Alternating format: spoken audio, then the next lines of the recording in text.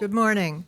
I'm Carlin Bowman, and I'm a senior fellow here at AEI, and I'd like to welcome all of you and our C-SPAN audience, our Tokyo Broadcasting audience, our German ARD television, and our VOA audiences to this session of Election Watch.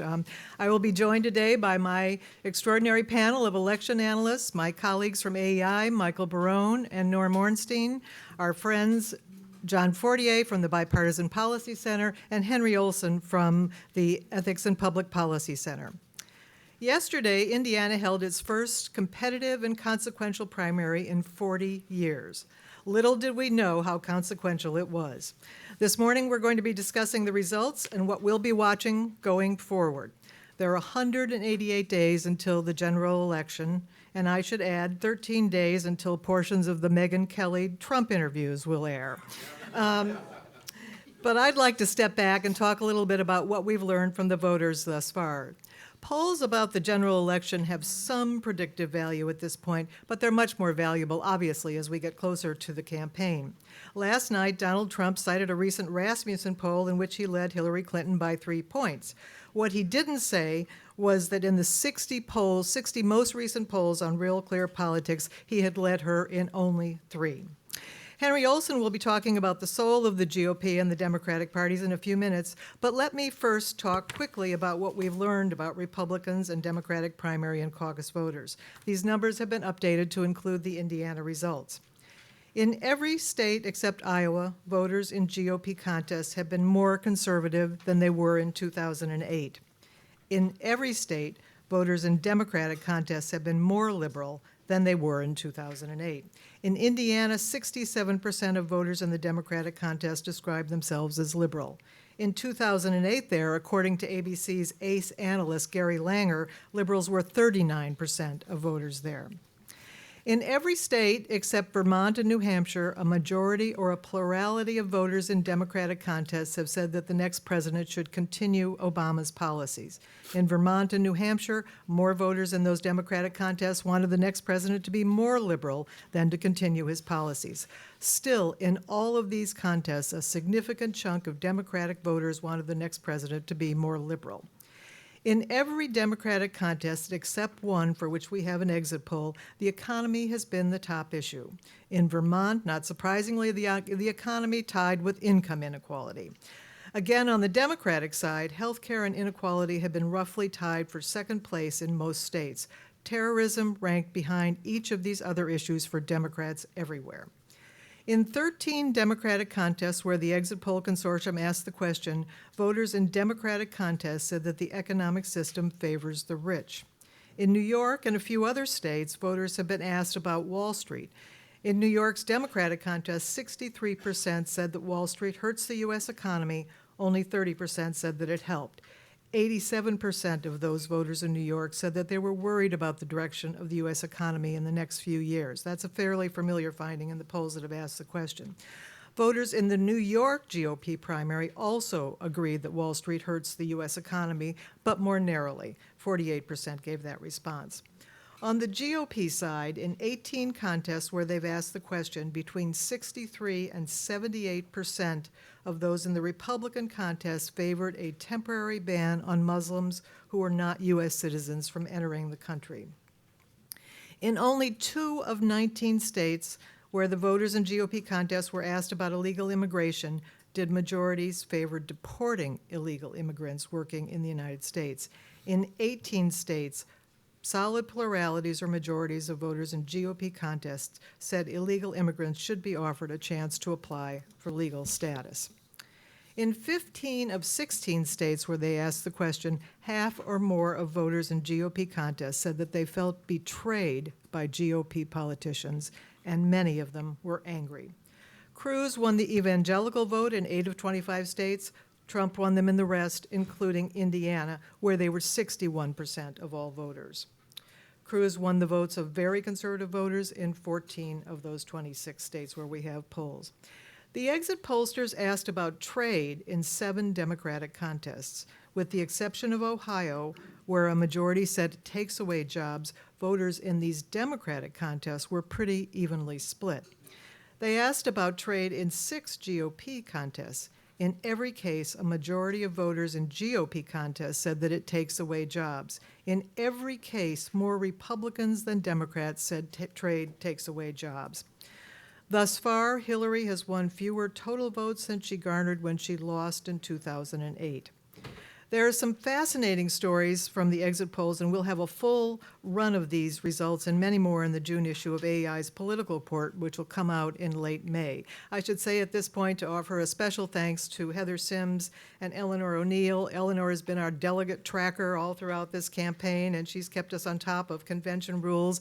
And Heather and Eleanor are essential in helping me put out AEI's Political Report. A few final notes. The exit poll in Indiana had some fascinating results last night that point to problems for Trump and Clinton in the future.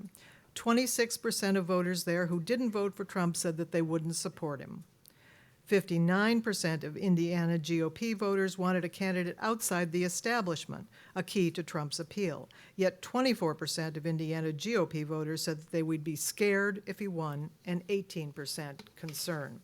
He won women by 6 points there, but men by 26.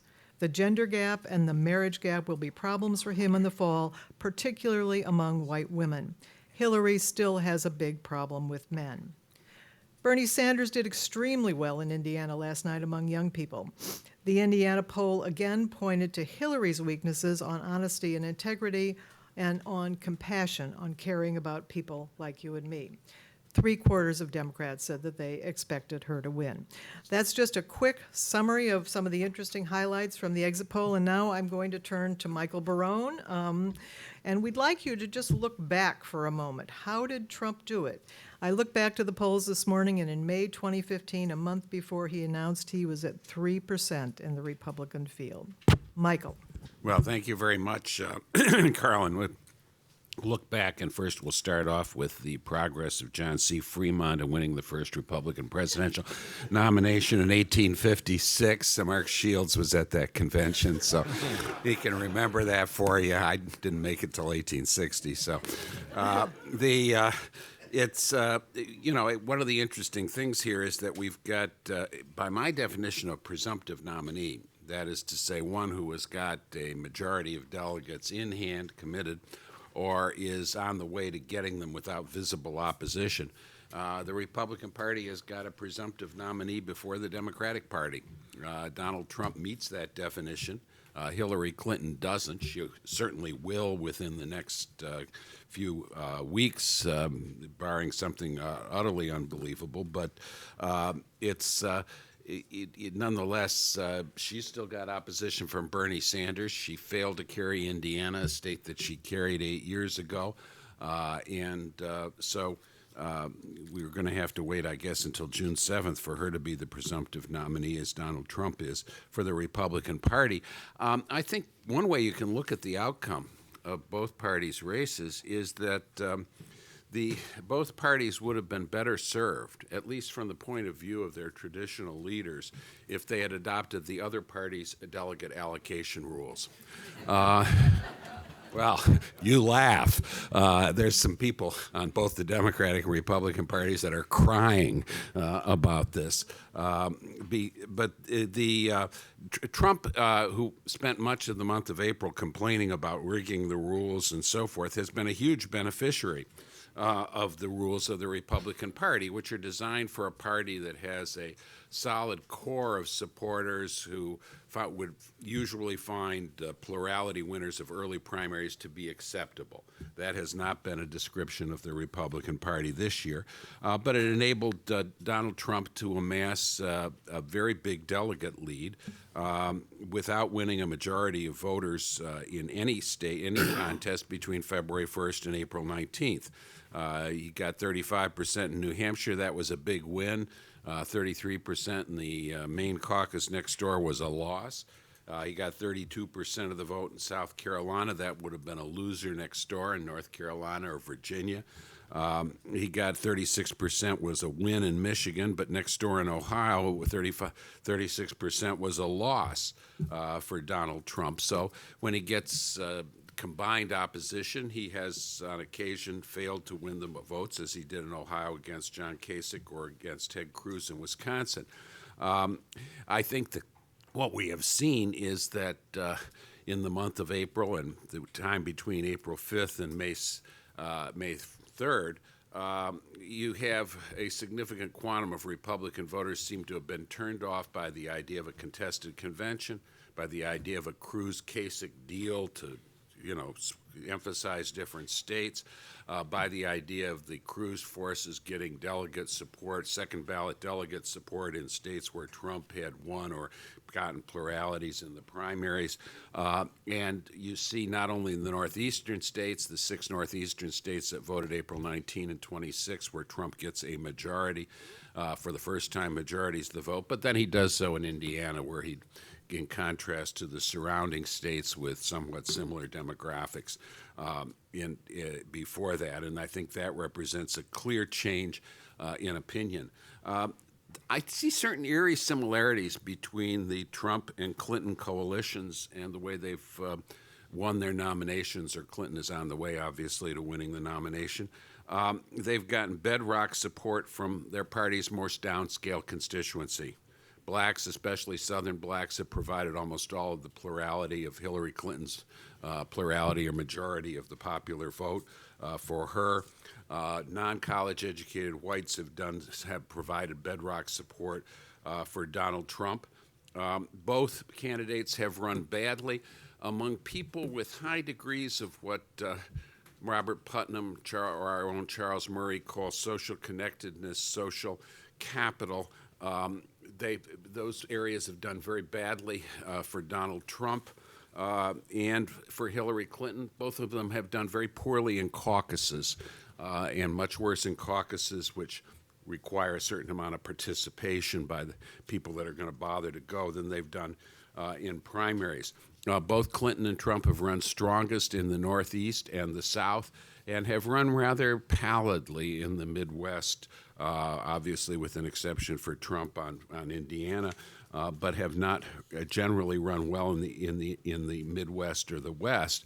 What does that say about the general election? Well, as Carlin pointed out, if you take the national polling numbers, the RealClearPolitics.com average of recent polls, Clinton's leading Trump 47-40. And you've got very high negatives. Trump's running about 65% negatives. Hillary Clinton's running about 56% negatives. And my own view is that this is not proven to be a good year to say things could never happen. I don't know. I mean, Norm may have been innocent of the offense of saying that something could never happen, which happened this year, but most of the rest of us have fallen afoul of that. And looking at the general election, when you got two candidates entering the race who seem to be sort of universally known and have high negatives, how do you predict actually which negatives are going to be dispositive? I think that we've got a few recent polls. Carolyn pointed to the Rasmussen poll, which seems to show a lot of people who qualify as his likely voters not voting. And that's not totally inconsistent. I mean, there's this sort of idea in the land that the Democratic turnout has been surging among all these new groups and so forth. Democratic turnout has been going down since 2008. Republican turnout hadn't been going up either. But we saw in Indiana the Democratic turnout was 600,000, the Republican turnout about 1,200,000. The opposite of, if you contrast Indiana in Democratic 2008, Republican 2012 races, where the numbers are the other way around. That Hillary Clinton doing very poorly with young voters in the primaries, but she needs them to turn out in the general election. Will they? So consequently, I think that if people could change their minds in the 5 weeks between April 5th and May 3rd about Donald Trump among Republican primary voters, I wouldn't rule out the possibility, although it seems less likely, of some people who currently say they'd never vote for him in a million years changing their minds between now and November. Thank you very much, Michael, for setting the stage. John, what should the never-Trump forces do now? And is there any reason for Rubio and Cruz to hold on to their delegates? You have... Great, thank you. It's really an amazing situation we find ourselves in. A year ago, none of us would have predicted this. There's been talk of hair, there's been talk of bad things said back and forth, and then with the sudden exit, it's all over. But enough about Kelly Ripa and Michael Strahan. We'll talk about Donald Trump and the Republican Party. I guess a couple things. I do want to start out on the amazing fact that Trump is the nominee, and the fact that he really does come at the GOP electorate from a different axis, and that I think is what confused us all. Henry has a very fine book, still a very fine book, The Four Faces of the Republican Party. I think you might be adding a fifth face, but I think the reason is because Donald Trump kind of cuts across categories. And especially with this issue of immigration. Not a surprise to us. That's been what he talked about at first. But when we realize that the people who describe themselves as less conservative Republicans and evangelical Republicans, that it has some resonance across all of them, and he's found a way to activate them in a at least a majority within the party that's very different than what others had done. And this is, in tension with a lot of what Republicans had been thinking after the 2012 election, a thesis I generally agree with, that the demographic future of the Republican Party has some challenges, that reaching out to Hispanics and other groups would be part of a Republican future. But I do think it makes us realize the Republican Party has been moving this way a bit. It's a group of people that can be activated.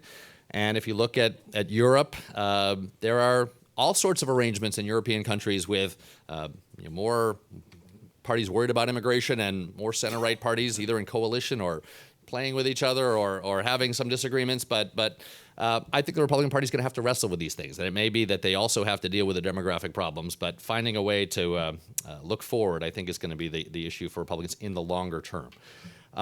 Can Trump win? Look, I think there's going to be more coalescing around Trump. John Kasich, I don't imagine staying in the race very much longer. Ted Cruz is out. There are people who have put themselves on the record to be against Trump very strongly. Some of those, I think, are going to have a hard time walking that back. But I do think there's going to be a lot of coalescing around Donald Trump. But what I think we should wait and see is on these matchup polls. I think we're very early. Michael pointed to it as well. We're very early on these. Our suspicion is that Donald Trump will get some new voters, will get some conservative Democrats, white working class votes that typical Republicans might not, but he's also going to lose some votes, and that he has high negatives. And so I think as a looking ahead, we would wonder whether it's a net gain or a net loss. I'm not convinced that it's a disaster, as many Republicans in town are worried that this will be a very bad loss for Donald Trump in a general election. But I do think that the mix of what he gains and what he loses is a little bit to be seen. Let me add two other topics. One, I'm usually one to downplay the vice presidential selection, at least in terms of the politics of it. It rarely has a great effect on the race.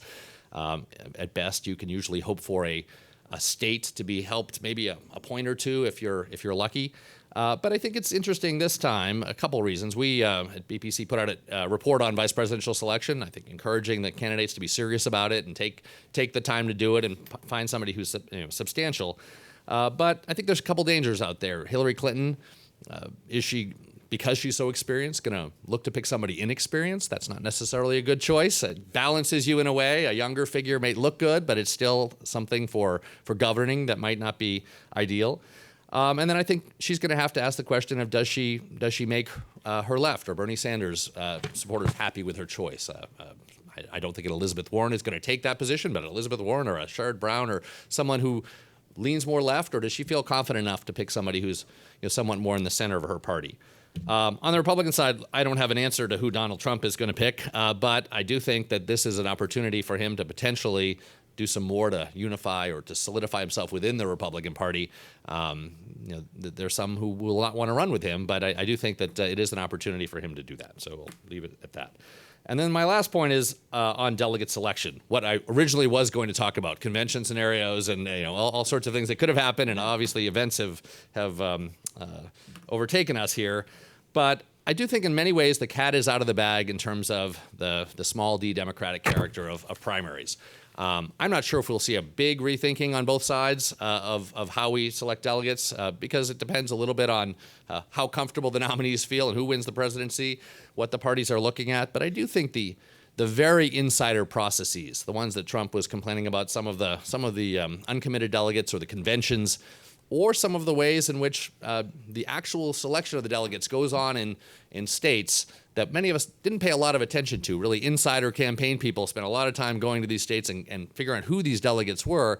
I think that's going to get some more scrutiny. So maybe superdelegates will be raised on the Democratic side, but I think definitely a move towards some more democratization. The idea of party insiders having all of this power, I think, is belied by the fact that their options for stopping Donald Trump were not that great, no matter what the situation was, and that that some of these processes are really getting some criticism. Thank you very much, John. We'll turn to Henry now to talk about the soul of both political parties, what we've learned from the polls at this point, and whether or not you think Trump can unite the party and whether there'll be a third-party challenge. Well, when Carlin asked me to talk about the soul of the Republican Party, I just thought what a field day Norm would have with that question. I can imagine Norm saying that if Faust were a Republican, he'd have nothing to sell to the devil.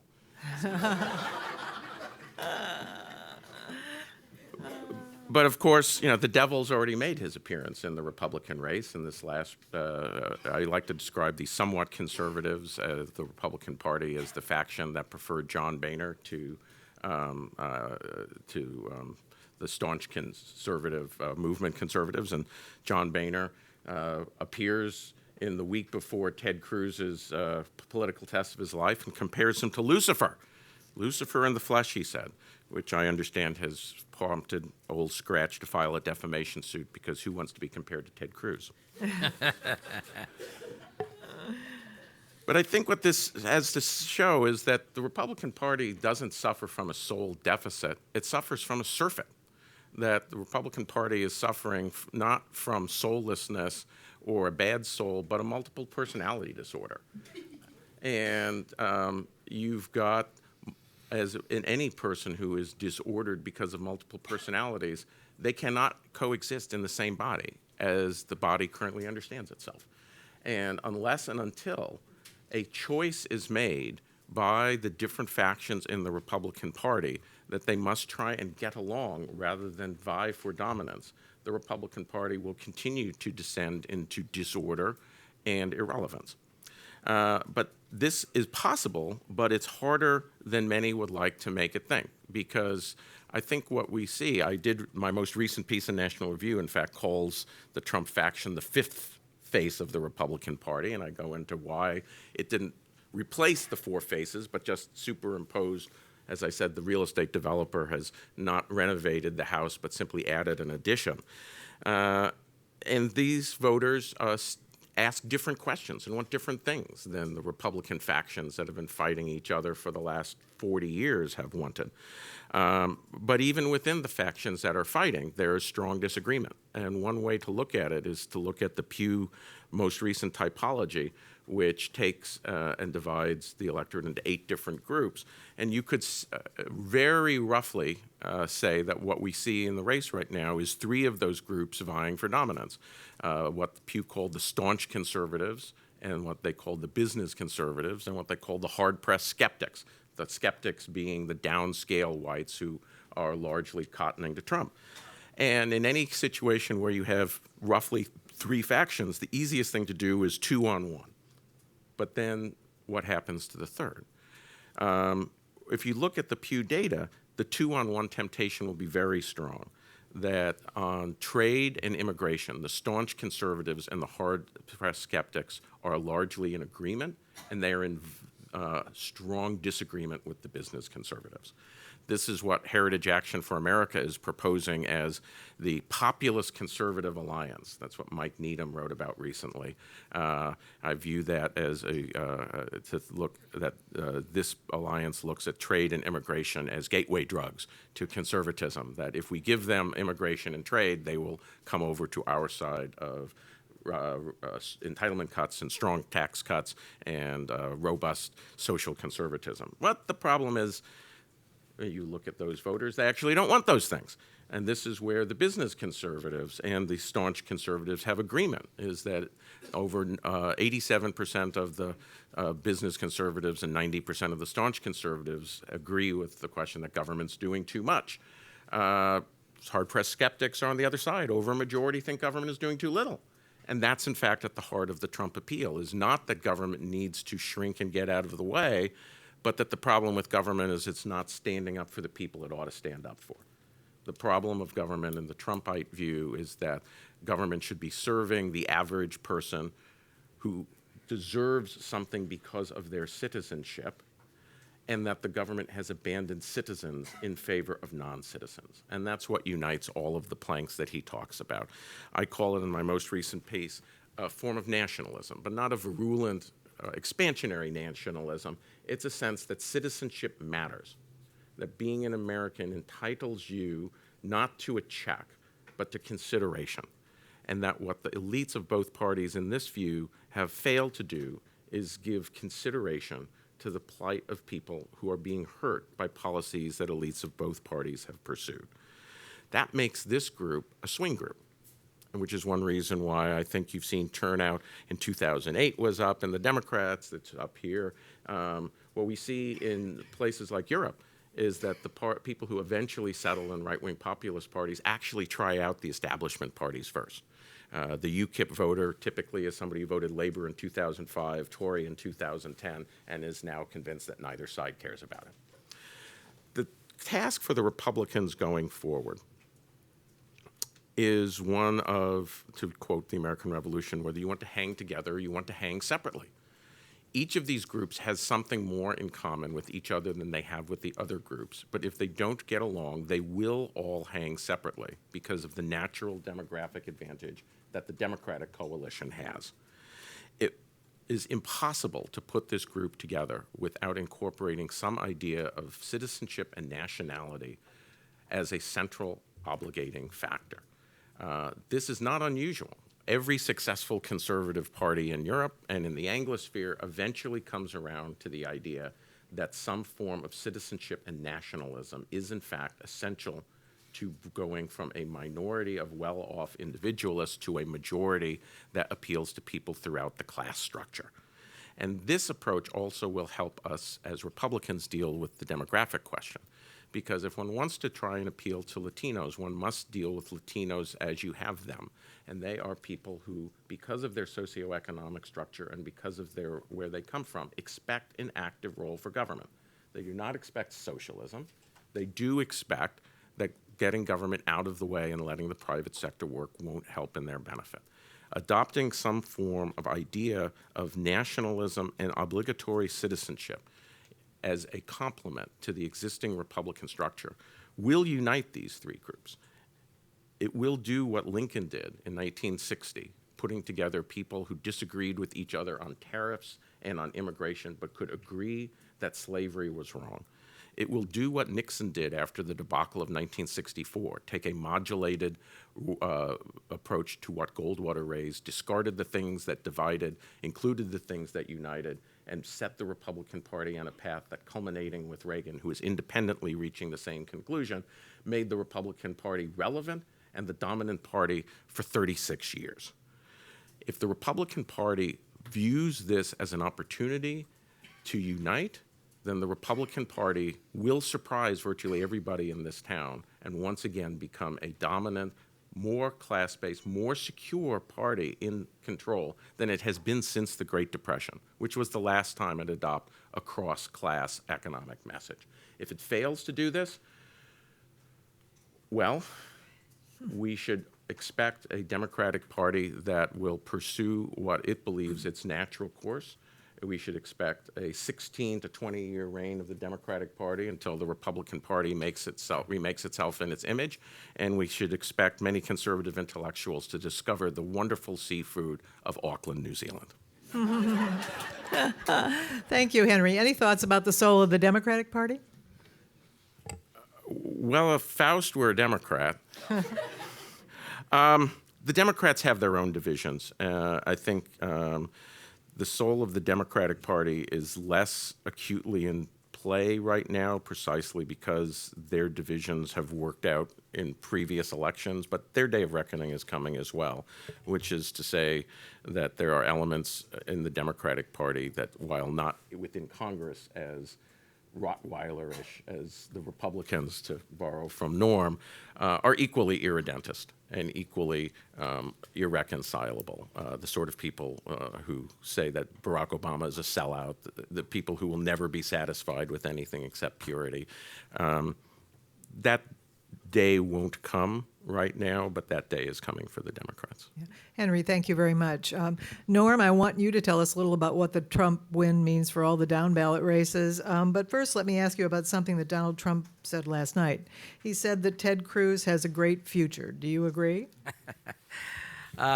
So Ted Cruz, who yesterday called Donald Trump a pathological liar, utterly immoral, a serial adulterer, and then pulled the venereal disease card, which leads one to think that there's a new meaning for the phrase "feel the burn."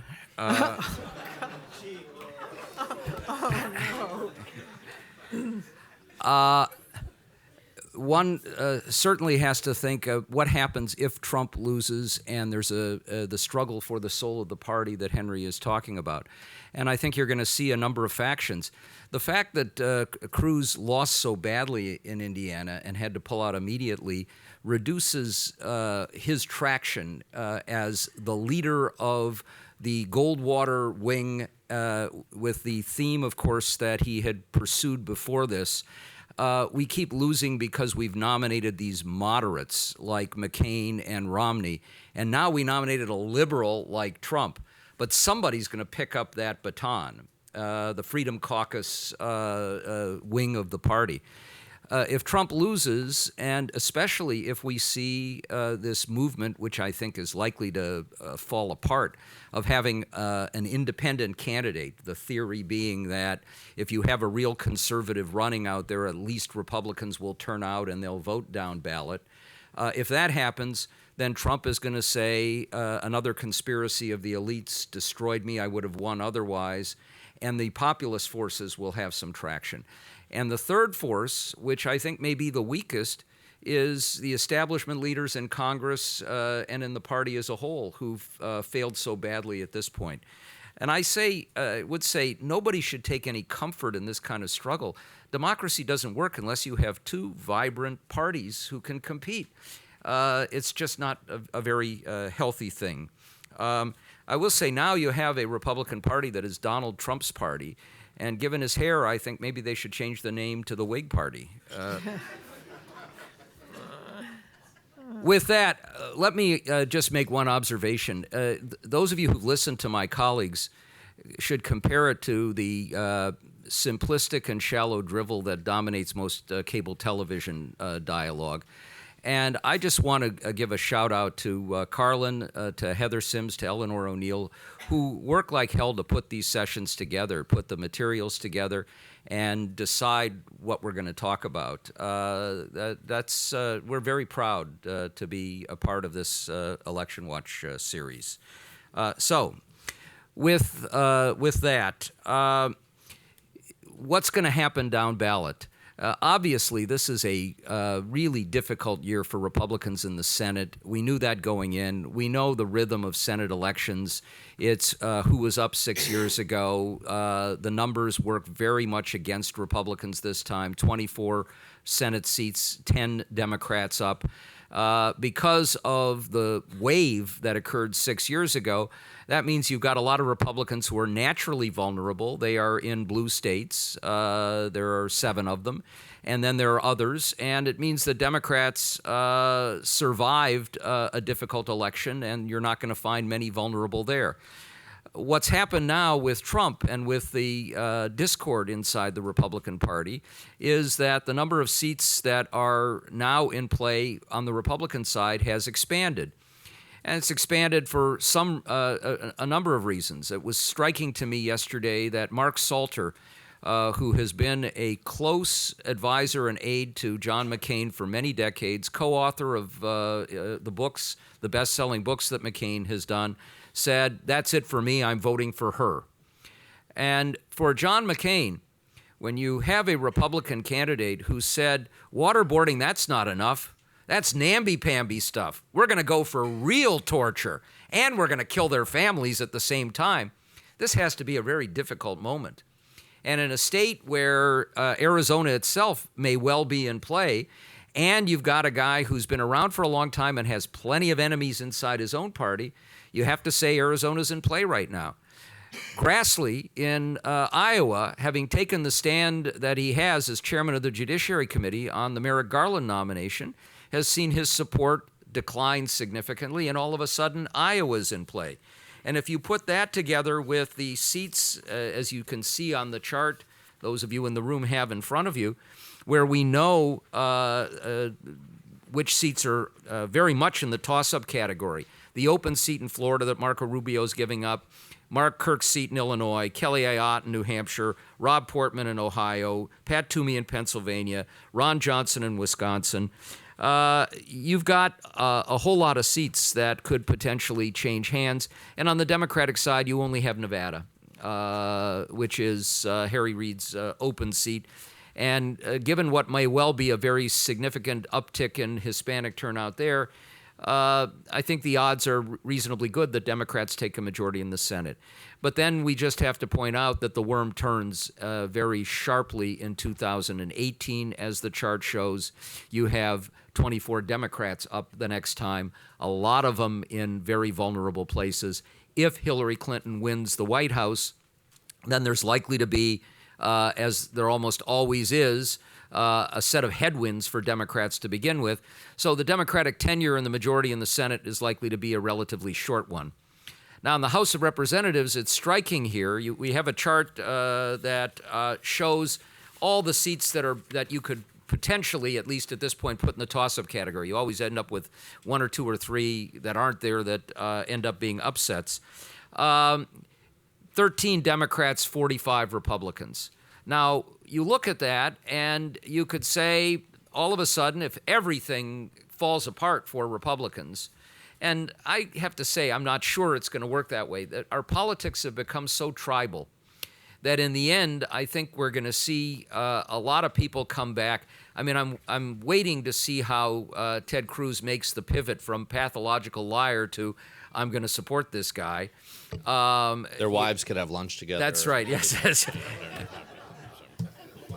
And well, yeah, exactly. You're going to have all the ex-wives, and we can actually have a unity lunch. But we see Marco Rubio already perhaps giving him a template for how you can make that pivot. But a whole lot of people are going to be making that pivot, and it may not turn out to be quite as dire as it looks right now. And then there's another factor that we have to keep in mind. The Koch brothers and their allies amassed a war chest of between $800 and $900 million. They've already spent some of that on building the most sophisticated voter identification operation that we have out there, and they have more troops on the ground than the Republican National Committee.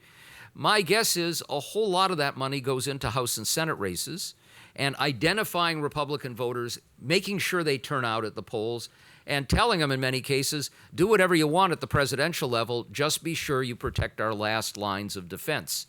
That's going to be a lot of money and a sophisticated effort.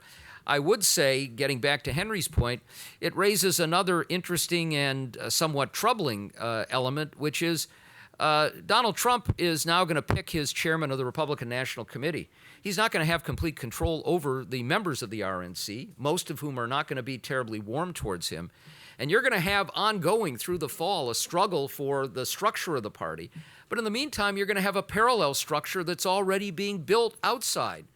And those forces, use the short term, the Koch brothers and their allies, have been going out recruiting candidates in primaries. They're doing what a party organization does. So there are a number of fronts here, including more than we have seen before.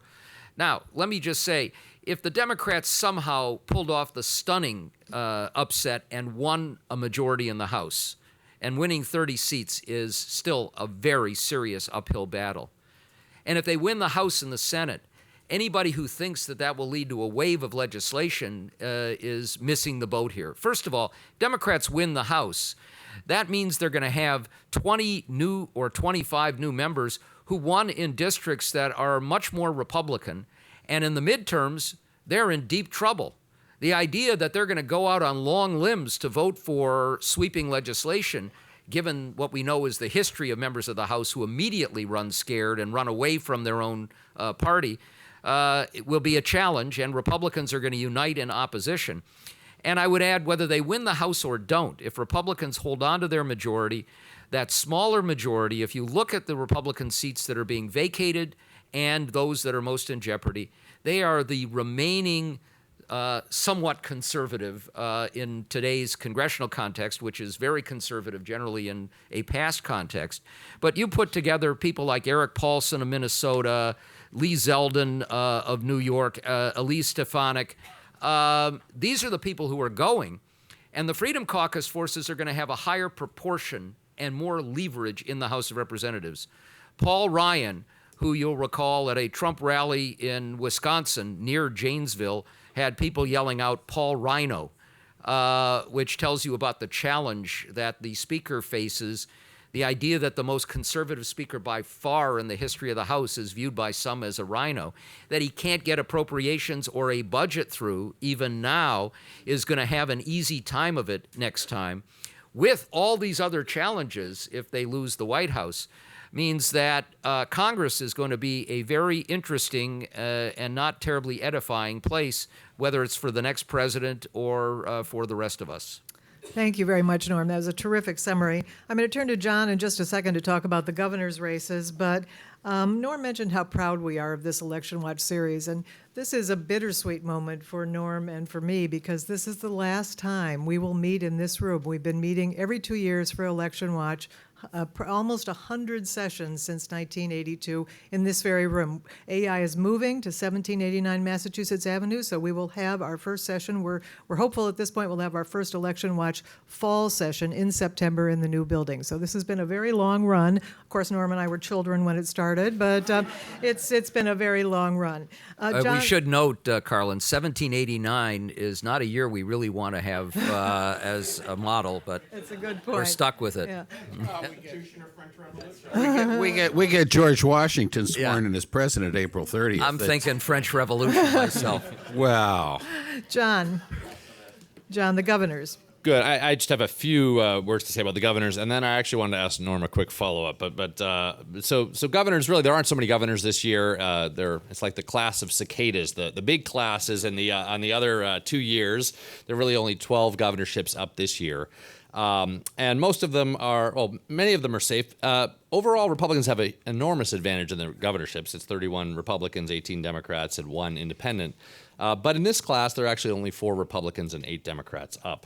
A number of them are safe. I would say if you're looking for change, that probably all things being equal, assuming not a blowout with Donald Trump losing badly, but a relatively neutral environment. There are slightly more Democrats in trouble, 3 really. West Virginia in particular, an open New Hampshire seat, which is competitive, and an open Missouri governorship, which is competitive. And then on the Republican side, you've got a couple of North Carolina, where the race is shaping up to be close, and potentially an outside chance of Indiana. But I guess I'm going to focus on North Carolina. So, looking at that, it looks like a mild Republican pickup in a field or a group that they already have a big advantage in.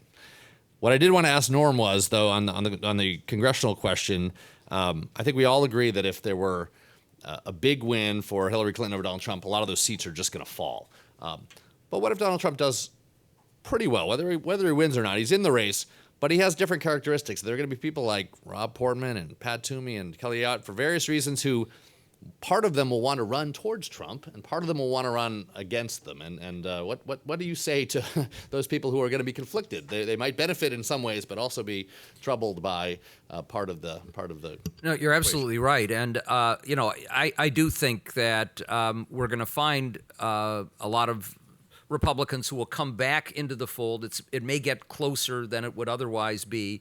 We're not going to see, I think, the kind of blowout of a Goldwater losing 45 states, or a Mondale or a McGovern losing 49 states. The states are more firmly red and blue now, although some of those red states may be in play. But if you've got lawmakers in states that are still swing and could turn close, they have a huge dilemma on their hands.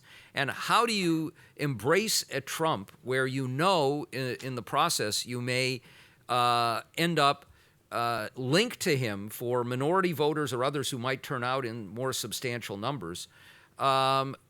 But if you get distance from him, you're going to create a backlash among a lot of others who see you as betraying the cause. So I think there's no easy way out of it. And my guess is you're going to find some people who handle it in a very clumsy fashion, and others who may be a little more adept. In the House, they're a little more used to running away from their presidential candidate and trying to run as individual lawmakers. But so much of this is going to depend on the turnout. One point I didn't make but should. For those of you who thought that Indiana was an upset, Alan Abramowitz, who's a really good political scientist at Emory, has developed a model, a very simple model to look at the Democratic contest that has simply 3 components to it. It is the region. Is this a state in the South or outside the South? What's the percentage of minorities, of African Americans voting? And what is the percentage of Democrats who voted in the Democratic primary in 2008? And he has been just stunningly accurate within a point or two in every contest. And a week ago, he said Hillary Clinton, he projected, would get 47% in Indiana. Yeah. Now, he's also looked ahead, and it looks like Bernie will win in Oregon, but very possibly lose in Kentucky, and West Virginia is a toss-up. Not that any of this matters in the end. She's still going to win a nomination. But we tend to look at the tea leaves of a lot of this. This is what happened. The campaign moved in that direction. And a lot of it, and that includes a lot of our politics more generally, doesn't move quite as much as we think that the events in a campaign suggest. Michael. Well, we've been through a period of very high, persistent partisan polarization with roughly equal-sized blocks on both sides and very persistent voting patterns. We had in 2012 only 26 congressional districts out of 435 that voted to split tickets, that is, voted for president, plurality or majority for president of one party, elected congressmen of other parties. It's the lowest number since 1920. I do think, however, that Americans are capable of splitting tickets. It's actually not that hard if you want to do it. They just haven't been in the habit of doing it lately because George W. Bush for a long time defined the Republican Party, Bill Clinton, and then now Barack Obama defined the Democratic Party, and people kind of voted accordingly. Norm suggested the problems or the difficulties. Does Donald Trump define the Republican Party or the Republican Party for every candidate? We may be back more into the kind of territory that we were in the 1960s, 70s, and 80s when at least some Republicans wanted not to be identified with their party leader, and many Democrats in public office did not want to be identified with their party leader. I mean, when Richard Nixon was reelected in 1972, he carried, I think, 389 congressional districts against George McGovern. Half of them voted for Democratic congressmen. So Americans are capable of splitting tickets if they want to. In this context, I think turnout is going to be important. We had increasing surge of turnout during the George W. Bush presidency, including the 2006 and 2008 elections, which were a repudiation of the Bush presidency. We've had declining turnout during the Obama presidency, particularly of Democrats, but not any surge of Republican turnout.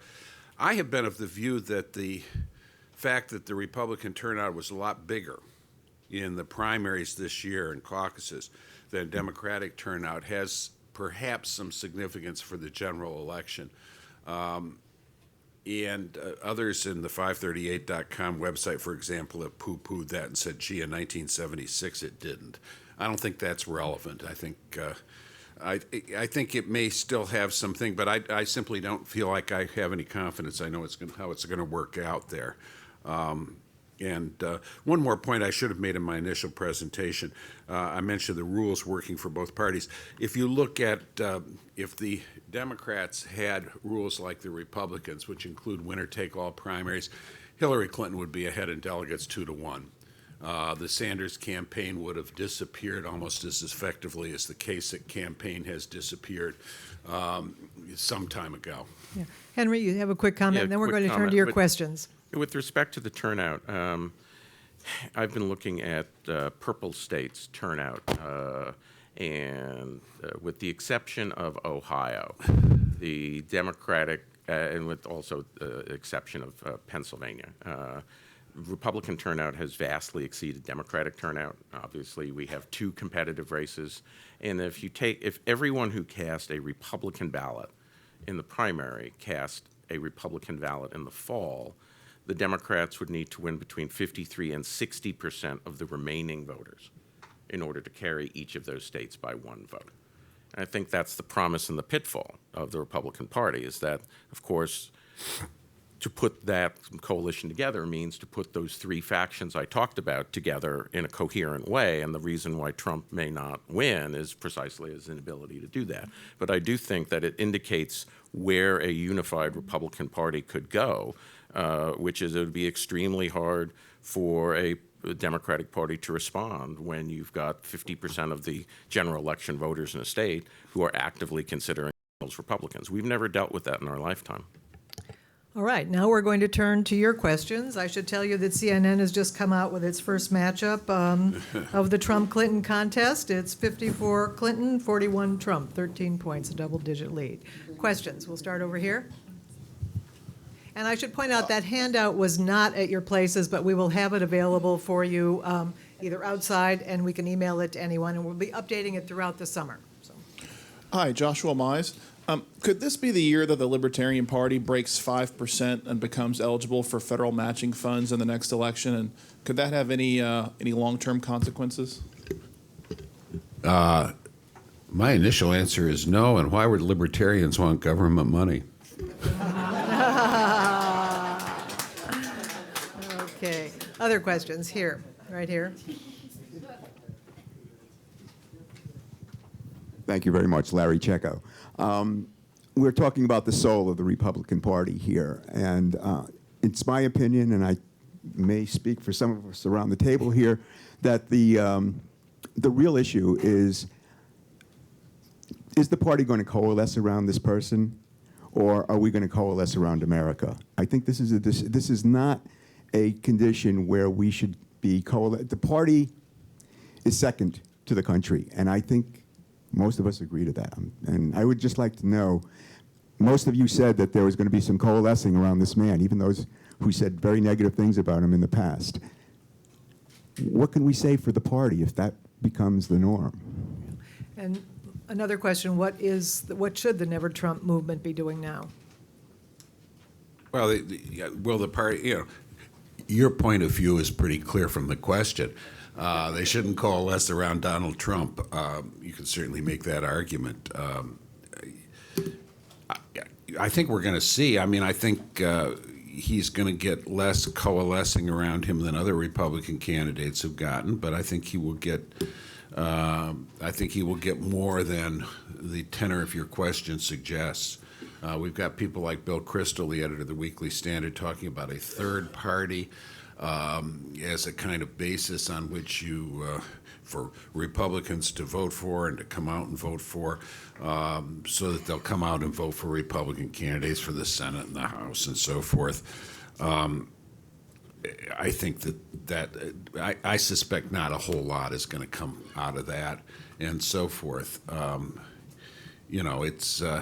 It's obviously a different situation from which we've faced, where both parties have nominated candidates in recent cycles who have been widely acceptable to the party's constituency, and the question is how much of the party's constituency considers Trump not acceptable, and does Trump add some people in contest to compensate for that? And my view is that he's probably unacceptable to fewer than the tenor of your question suggests, and the number of new people he brings in is fewer than the tenor of Trump people's comments would suggest. Any other thoughts? Yeah, I guess I agree that there will be a fair amount of coalescing. I think it'll happen now until the convention. There'll be a lot of it, and the anti-Trump forces don't have a lot of places to go.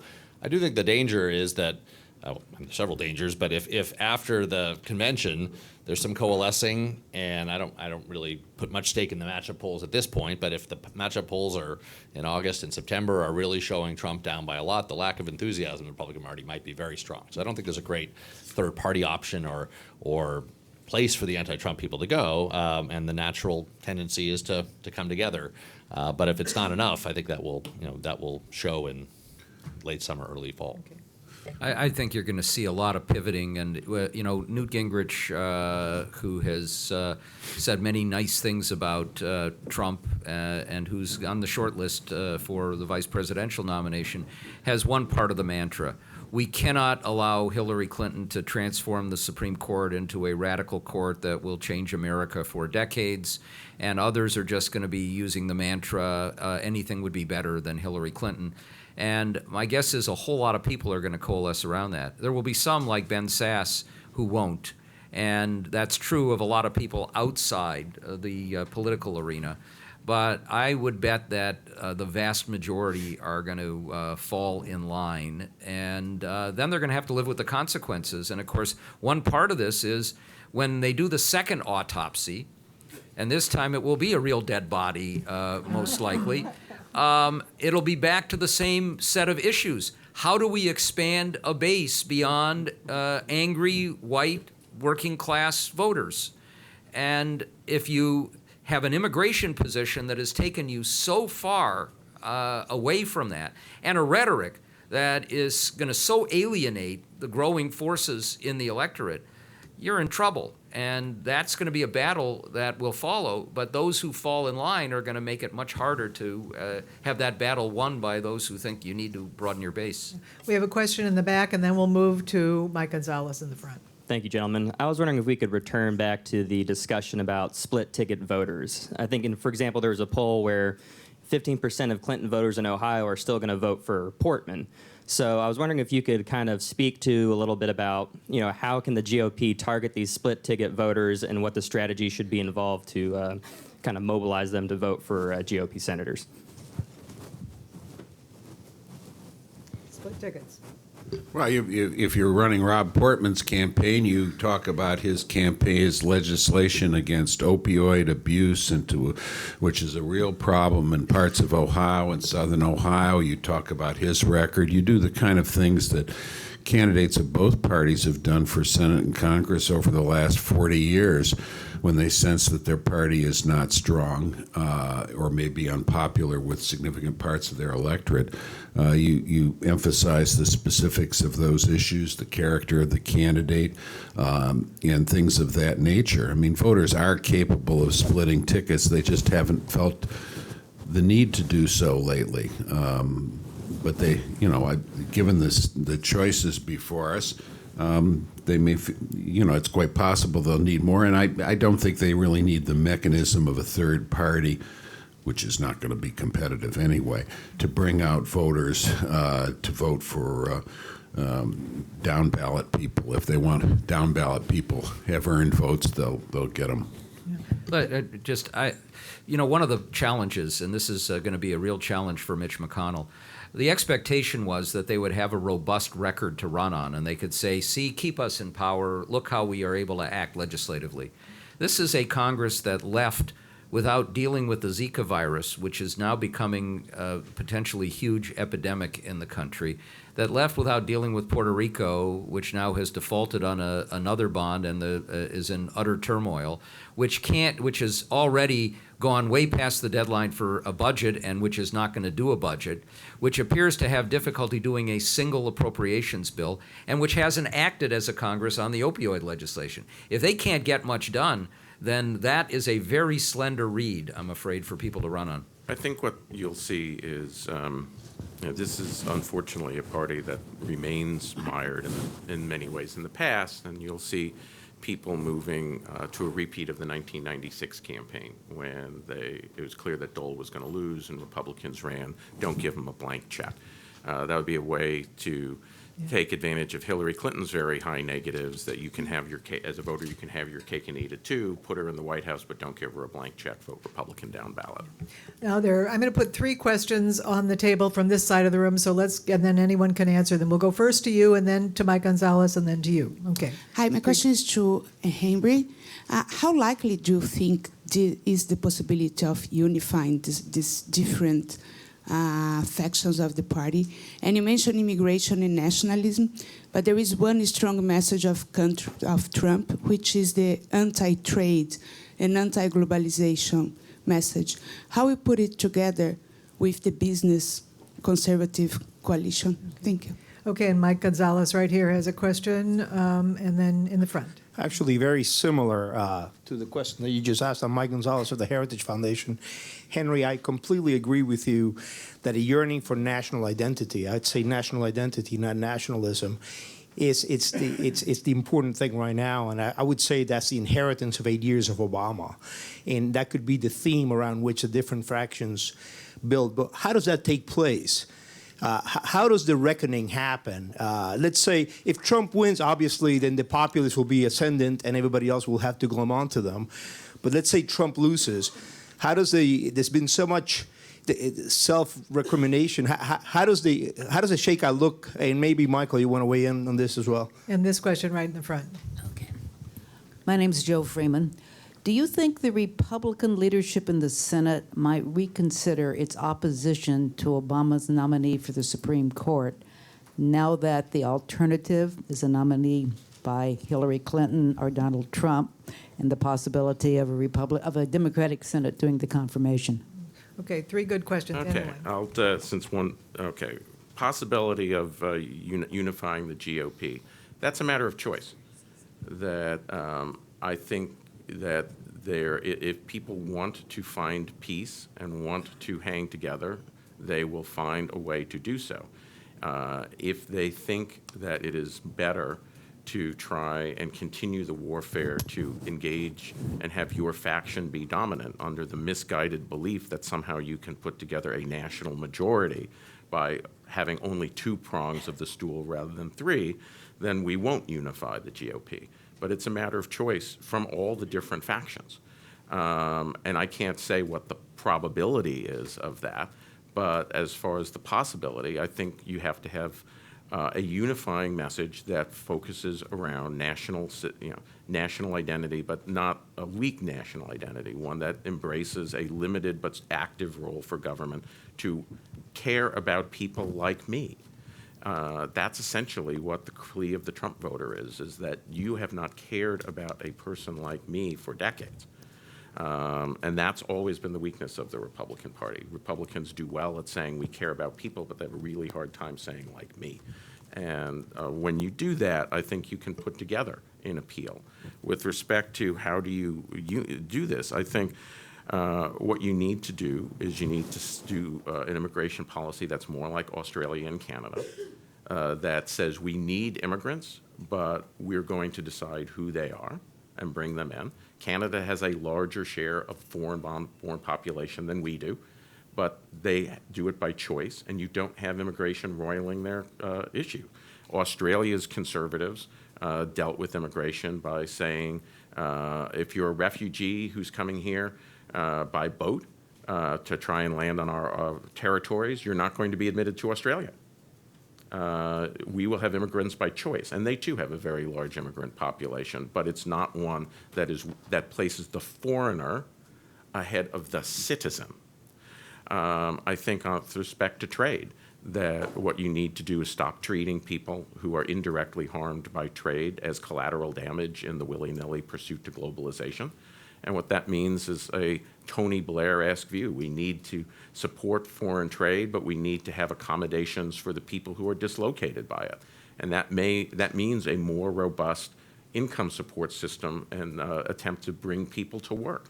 I think we need to rethink our social safety net that on the margin says that if you're of low skill, you will get a low but steady handout if you remove yourself from work or stay in job deserts, but we will do nothing to help you get really back on your feet again and support you to help recover some of the income that you've lost because of the jobs that we've encouraged South Koreans or Burmese to have.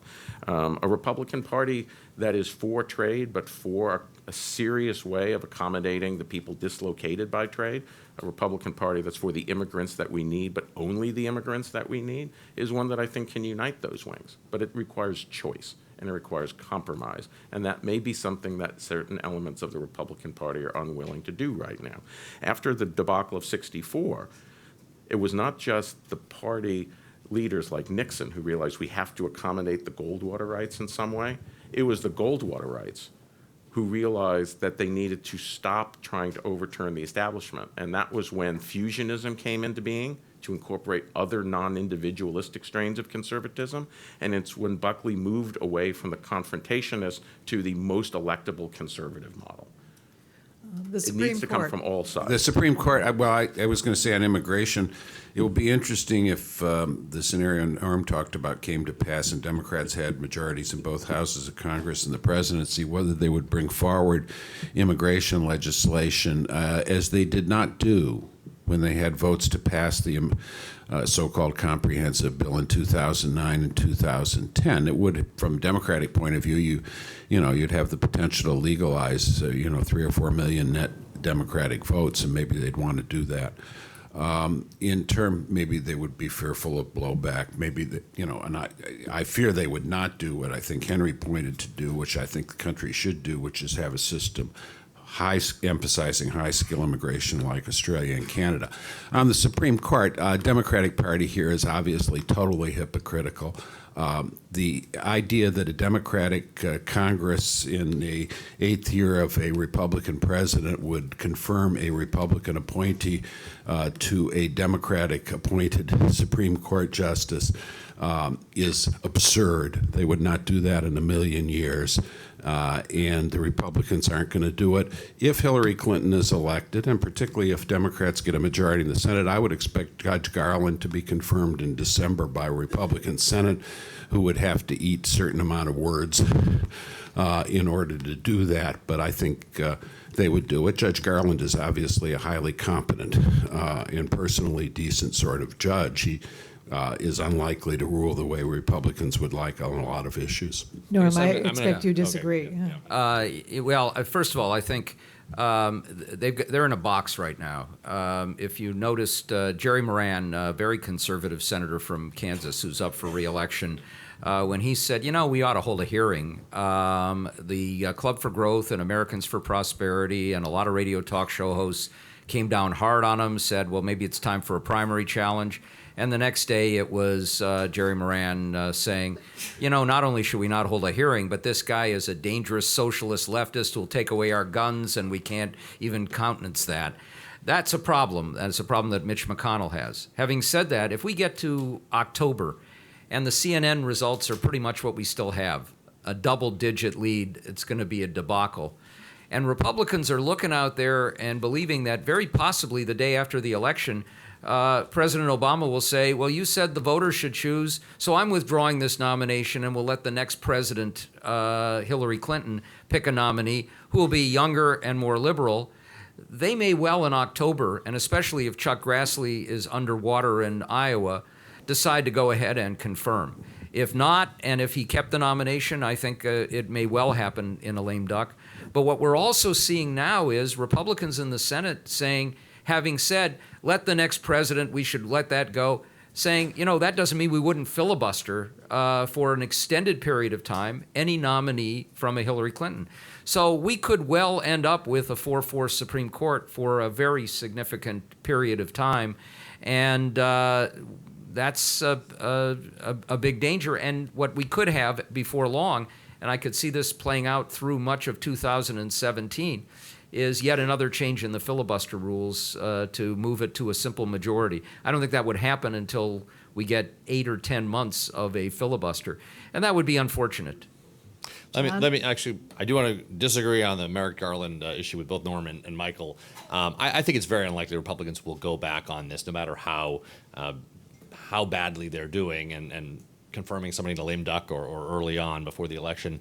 And partly I agree with Norm on this, that there will be opposition to a new nominee by Hillary Clinton, or perhaps more than one nominee. I think that's the other thing, that you have the potential for other nominations, either from resignations especially on the Democratic side, who might resign in a Democratic administration, and there will be intense pressure to fight that. And I think the filibuster is always under stress there, and so the chance that some pressure to get rid of the filibuster, as they have for lower court judges, will be there. But I think the Mark Garland nomination will probably not happen.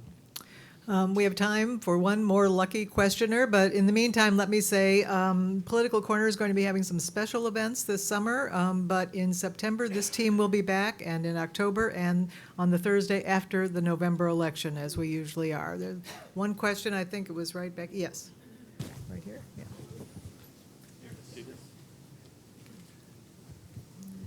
Oh, no. Oh, shit. Can you please explain why the system allows different level of social intellect to vote? You have a class system of rich, middle class, and poor, or you can call it heaven, earth, and hell. Why would every level of social intellect, every level of criminal activity be allowed to vote? I'm not aware that we let every level of criminal activity vote. Well, my definition of criminal is there have been different from... proposals that we just saw an executive action in Virginia that's perhaps of dubious legality, to have convicted felons who have served their sentences vote. I think arguments can be made both for and against that as a public policy, but we've sort of gone for manhood suffrage, which meant white men basically, and as far back as the 1810s, 20s, and 30s, we moved in that direction in our American elections. And I think that despite some lamentable results in recent years, and each of us perhaps has our different list of lamentable results, we're not going to go back on that. Norm. I have long been a supporter of something that will never happen in this country, which is bringing us the Australian system of mandatory attendance at the polls.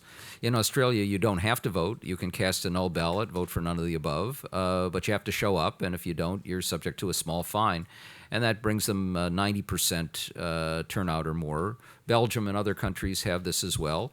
It has not brought great disaster. There are always questions about whether the least informed should be out there voting. The fact is, most of the people who vote are very little informed. And it becomes a question of what you mean by a Republican form of democracy. I believe in enhancing the electorate, and we had a literacy test at one point, which I'm not sure I want to turn into an IQ test. And frankly, we have plenty of people we know with very high IQs that I just as soon not vote. Well, we add to the list of mandatory voting countries Brazil, which is now in the process of impeaching its president. So, of course, we've impeached presidents here in this country too. So We're out of time. I'd like you to join me in thanking the panelists and. The handout is at the reception desk, and we'll be here for a few more minutes to answer any special questions you have. Pardon me? Is not what?